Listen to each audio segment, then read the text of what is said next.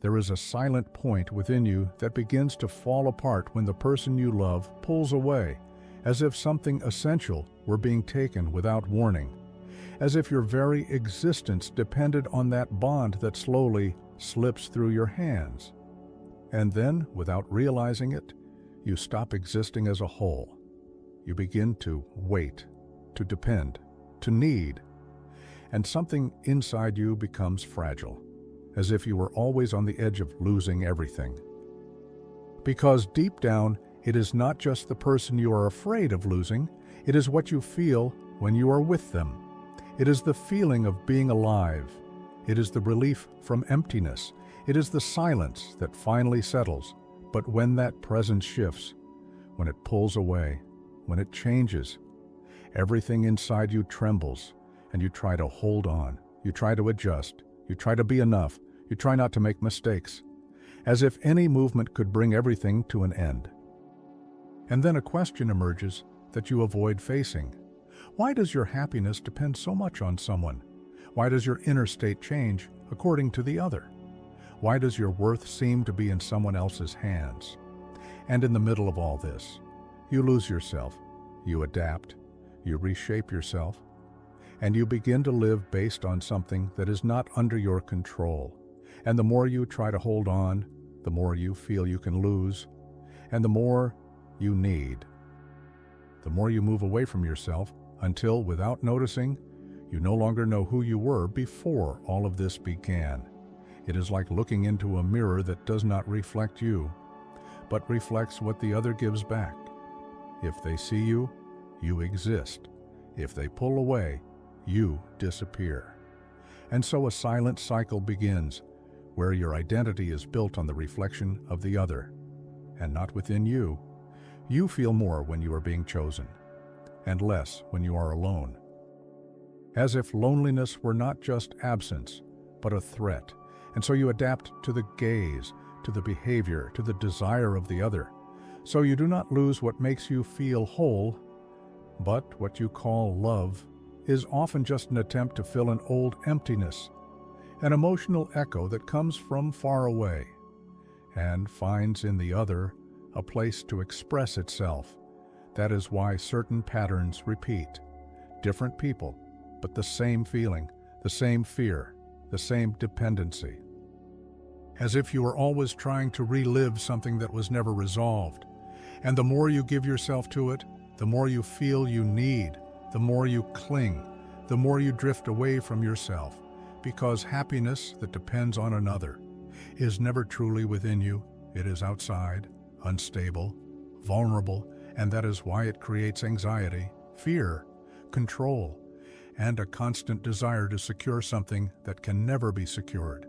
And deep within, there is a silent duality. One part that wants to love, and another that fears disappearing. And it is this tension that keeps the cycle alive, like a reflection that never settles. There comes a moment when this pain begins to reveal something deeper, not as punishment, but as a call to look within, to realize that what you are seeking in the other may be something missing in you. Carl Jung wrote, "Everything that irritates us about others can lead us to an understanding of ourselves." And this sentence carries something essential, because what you expect from the other, care, validation, presence, may be exactly what you have not yet integrated within yourself. In analytical psychology, there is a concept called projection, and it happens when internal parts are placed onto the other, as if they were responsible for holding them. And then you do not love only the person, you love what they represent within you.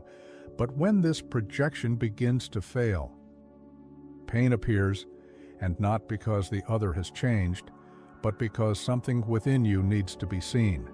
Emotional dependence does not come from love. It comes from a lack of integration, from parts of you that have not yet been recognized, and therefore need external support. But that support is never stable, because it is not yours. And it is at this point that pain stops being just suffering and begins to become awareness, a silent opportunity to return. An invitation to reclaim what you projected and bring it back to yourself, even if it hurts. And then, little by little, without rush, without force, you begin to notice something different. That perhaps your happiness was never truly about the other, but about what the other awakened within you. And that changes everything, because what can be awakened can also be cultivated. Within, without depending, without begging, without losing yourself. And it does not mean to stop loving, but to stop disappearing. It means remaining within yourself, even when the other fluctuates, even when the other pulls away, even when the other does not respond, because there is a place within you that does not need to be sustained by anyone. A place that does not depend on validation, that does not need to be chosen, that simply exists. And when you touch that space, something calms down, not because everything has been solved, but because something has been recognized, and love then stops being a need and begins to become presence, a presence that does not cling, that does not control, that does not beg. It simply exists, like a quiet flame that does not depend on the wind to remain lit. And perhaps it is at that point that you begin to find yourself again, not as someone complete, but as someone aware, and that already changes everything. If something within you recognized itself in these words, write in the comments the word presence, because it is in presence that we begin to return to ourselves, no longer searching in the other for what has always been waiting to be recognized within.